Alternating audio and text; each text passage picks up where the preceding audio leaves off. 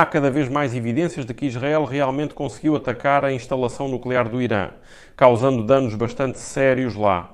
Teherã está se afastando das negociações nucleares com os Estados Unidos da América e afirma estar cada vez mais preparado para desenvolver armas nucleares. Supostamente, isso seria a única coisa capaz de destruir Israel. Ontem, nas ruas de Teherã, houve apelos dizendo que Ali Khamenei deveria criar armas nucleares mais rapidamente para usá-las contra Israel. Neste episódio, vamos discutir exatamente esse caso, da destruição da instalação nuclear do Irã por Israel, e analisar toda a cronologia dos acontecimentos entre Irã e Israel nesta fase da guerra. Mas o mais importante é que juntos vamos acompanhar tudo o que aconteceu nessas últimas 48 horas e destacar os pontos importantes relacionados especificamente aos ataques contra as instalações nucleares do Irã. Sou Alexei Petchy, hoje é 14 de junho, agora vamos falar de tudo em sequência. Mas antes de começarmos, peço que você se inscreva neste canal, deixe um like e escreva qualquer comentário seu. Inscreva-se também no meu canal do Telegram. O link está na descrição do vídeo. Lá publicamos notícias em tempo real assim que chegam. Então vamos organizar tudo. Israel lançou uma onda de ataques sem precedentes contra o Irã antes do amanhecer de sexta-feira, atingindo instalações-chave do programa nuclear iraniano e áreas residenciais em bairros nobres de Teherã. E matou alguns dos principais líderes militares desse país. Aqui eu já consegui analisar imagens de satélite, dezenas de vídeos que foram postados nas redes sociais, para tentar entender como essa operação em larga escala está se desenrolando por todo o Irã. E aqui vamos falar um pouco sobre a cronologia. Na madrugada de sexta-feira, por volta das 13h30 horário local, surgiram as primeiras notícias sobre explosões em Teherã. Os ataques também atingiram uma instalação nuclear em Natanz, cerca de 250 km ao sul de Teherã. Às 4h, o Exército de Defesa de Israel anunciou que usou aviões para atacar dezenas de alvos militares, incluindo instalações nucleares, em várias regiões do Irã. A declaração foi feita às 3h44 da manhã, no horário de Israel, que está 30 minutos atrás do fuso horário do Irã, às 4h35 da sexta-feira. Minutos depois, o secretário de Estado dos Estados Unidos da América, Marco Rubio, enfatizou que os Estados Unidos da América não estavam envolvidos nos ataques unilaterais de Israel. Às 5h17 da manhã, Netanyahu fez um pronunciamento na televisão, afirmando que Israel agiu para afastar a ameaça iraniana à sua própria sobrevivência. Ele disse que a operação continuará pelo tempo que for necessário para eliminar todas as ameaças. Netanyahu afirmou que o Irã produziu urânio altamente enriquecido suficiente para 9 ogivas nucleares. Em seguida, sua citação: o Irã pode produzir armas nucleares em um tempo muito curto. Isso pode levar um ano, pode ser em alguns meses. Isso é um perigo claro e real para a sobrevivência de Israel. Já pela manhã, os militares israelenses declararam que mataram 3 dos mais altos oficiais do exército iraniano e de seu programa nuclear. Apesar dos ataques de sexta-feira parecerem muito direcionados, houve relatos de vítimas civis.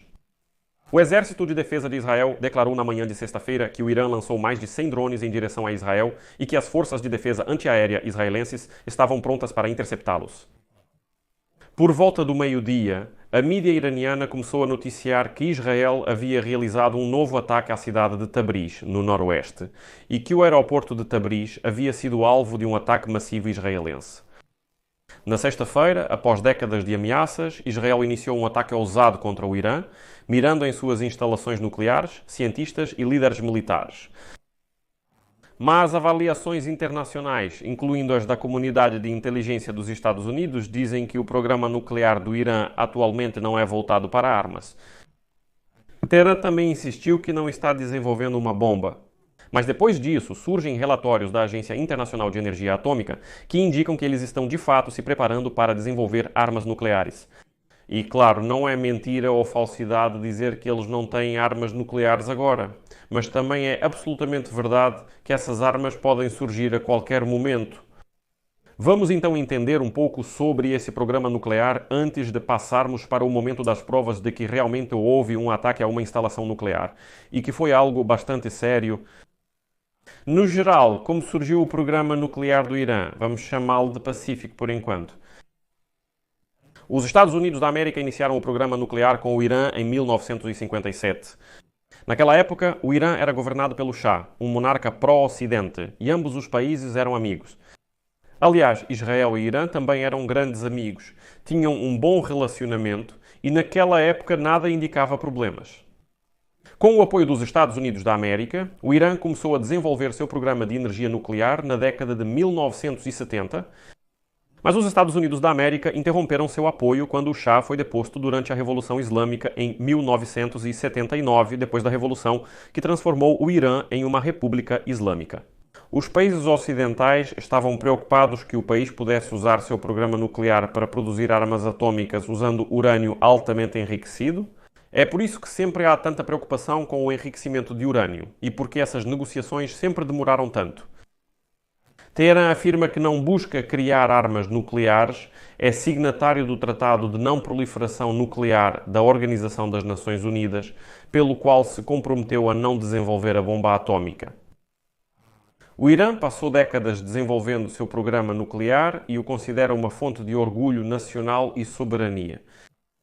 O Irã afirma que o programa é destinado exclusivamente a fins energéticos pacíficos e planeja construir usinas nucleares adicionais para atender à demanda interna de energia e liberar mais petróleo para exportação. Mas, então surge a pergunta, por que enriquecer urânio? Por que enriquecê-lo e armazená-lo? E, o mais importante, por que esconder instalações nucleares profundamente debaixo da terra? Se é um programa absolutamente pacífico, então por que o Irã não permite com frequência a entrada dos inspectores da Agência Internacional de Energia Atômica que poderiam vir verificar e confirmar que sim, não há dúvidas, é um programa totalmente pacífico, tudo está limpo, tudo está certo? O Irã não faz isso. Por que esse programa é tão controverso? O fato é que usinas nucleares precisam de um combustível chamado urânio. E, de acordo com o órgão de vigilância nuclear da Organização das Nações Unidas, ou seja, a Agência Internacional de Energia Atômica, nenhum outro país no mundo possui esse tipo de urânio como o Irã sem ter um programa nuclear. Esse é o ponto-chave. Ou seja, para operar usinas nucleares é necessário um urânio muito menos enriquecido. E esse tipo de urânio que o Irã possui só existe nos países que oficialmente possuem armas nucleares. Esse é o ponto-chave. Isso levantou suspeitas de que o Irã não é totalmente transparente em suas intenções. Teherã usou suas reservas de urânio de grau militar como moeda de troca nas negociações com os Estados Unidos da América, declarando que as eliminaria se as sanções lideradas pelos americanos fossem suspensas.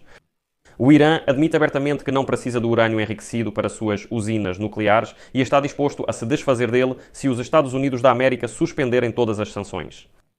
Mas nas últimas rodadas de negociações, o Irã de repente declarou que não. Nós não vamos abrir mão, de modo geral, dos estoques já existentes de urânio enriquecido. Além disso, queremos continuar enriquecendo. Aqui, mesmo sem entender de energia nuclear, surge a pergunta: por quê? Para que vocês precisam de estoques de urânio enriquecido e por que querem continuar enriquecendo se esse urânio não é absolutamente necessário para manter, como vocês dizem, um programa nuclear pacífico? Isso meio que leva à ideia de que o Irã, em algum momento, vai acabar anunciando: ops, desculpem, nós já criamos armas nucleares. Além disso, já houve um acordo nuclear com o Irã em 2015, quando as sanções contra o Irã foram suspensas.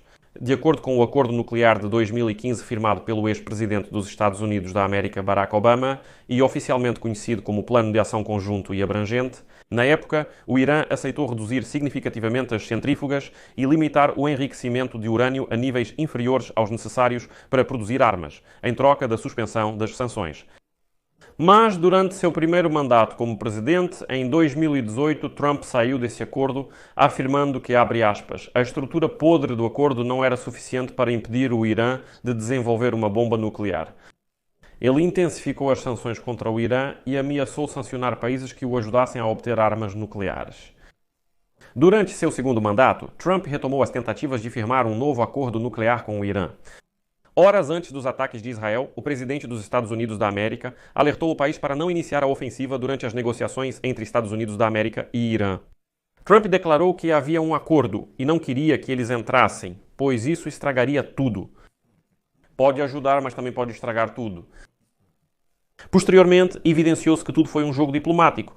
Trump estava ciente de que um ataque ao Irã, especialmente contra instalações nucleares, estava sendo preparado, mas publicamente ele precisava alegar que era contra esse ataque. E então, mais tarde, Dois funcionários americanos, informados sobre as consequências dos ataques de Israel a alvos no Irã, comentando o ataque à instalação nuclear em Natanz, declararam que, segundo dados preliminares, o ataque à instalação nuclear em Natanz foi eficaz.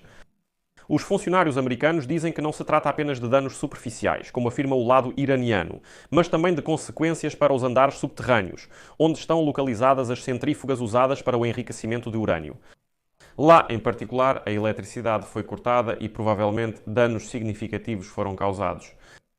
Israel realizou um ataque cibernético simultâneo à instalação em Natanz e, paralelamente, um ataque com mísseis poderia tê-la colocado fora de operação. Posteriormente, informações indicaram que, após ataques noturnos de Israel na principal instalação de enriquecimento de urânio em Natanz, no Irã, houve vazamento de radiação na forma de partículas alfa. Segundo Rafael Grossi, diretor-geral da Agência Internacional de Energia Atômica, a informação é essa. O nível de radiação fora da instalação em Natanz permanece inalterado. O tipo de contaminação radioativa presente dentro da instalação, principalmente partículas alfa, pode ser controlado com medidas de proteção adequadas. O chefe da Organização de Energia Atômica do Irã, Mohammad Eslami, por sua vez, afirma que os supostos ataques israelenses não causaram danos graves à instalação em Natanz e não resultaram em vazamento de radiação. É positivo que o dano tenha sido no solo e não houve vítimas. Também não houve vazamento de radiação que pudesse preocupar a população. No momento, estamos avaliando os danos, mas como podem ver, as duas avaliações são completamente diferentes. Os iranianos garantem que nada sério ocorreu, mas depois surgiram fotos na internet que indicam que, pelo menos, instalações terrestres realmente foram destruídas. Além disso, é provável que tenha ocorrido um ataque a uma instalação subterrânea. Porque a liberação de radiação para fora indica que pelo menos houve algum tipo de perfuração nessa instalação.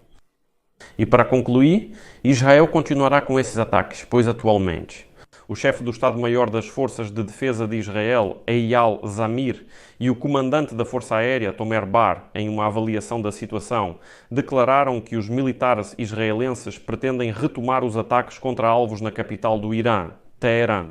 E a seguir vou citar o que eles disseram. As forças de defesa de Israel seguem seus planos operacionais, com os caças da Força Aérea prontos para retomar ataques contra alvos em Teherã. Ou seja, como vocês podem entender, esses ataques vão continuar e Israel, mesmo depois dessa noite terrível, não pretende pará-los. E, para concluir, acrescento que os militares israelenses declararam que, durante os ataques ao Irã, 9 cientistas e especialistas envolvidos no programa nuclear iraniano foram mortos. Esse número supera o anterior, de 6 pessoas. As forças de defesa de Israel declararam que, como resultado do ataque da sexta-feira, Ali Bahoui Karimi, Mansour Asghari e Said Borji foram mortos. Eles são especialistas em mecânica, física e ciência dos materiais, respectivamente. A agência de notícias semi-oficial iraniana Tasnim já confirmou a morte deles. Anteriormente, Israel afirmou que matou 6 especialistas envolvidos no programa nuclear, além de 3 líderes militares-chave. Aliás, a esse trio se juntou mais um líder militar que também foi eliminado. Isso veio a público um pouco mais tarde. E esse líder militar é Amir Ali Hadizad. A morte desse comandante da Força Aérea da Guarda Revolucionária foi um golpe sério para Teherã, porque Hadizad liderava justamente o programa de mísseis do país, que estava ligado à defesa do espaço aéreo e à realização de ataques no exterior. Foi ele o mentor do ataque anterior do Irã a Israel em abril de 2024, assim como do ataque com mísseis à base dos Estados Unidos da América no Iraque em 2020. E também esse Amir Ali Hadizad era responsável pela transferência dos drones iranianos Shahed para o lado russo, que depois foram usados na Ucrânia. Foi ele quem supervisionou o programa de transferência dos drones Shahed para os russos. Foi ele quem enviou instrutores para a Rússia para ensinar os russos a operar esses drones. E é justamente ele quem provavelmente carrega a maior responsabilidade pelas mortes na Ucrânia causadas pelos ataques dos drones iranianos. Aqui eu faço uma pausa. Comente abaixo sua opinião e conclusões sobre o vídeo. Inscreva-se no canal, ative o sininho e deixe seu like. Se você quiser apoiar o trabalho deste canal, pode fazer isso financeiramente através de qualquer doação pelos links e dados na descrição deste vídeo ou pelo Quick Response Code que está na sua tela. Ficarei grato pelo seu apoio. É isso. Cuidem-se. Tchau a todos.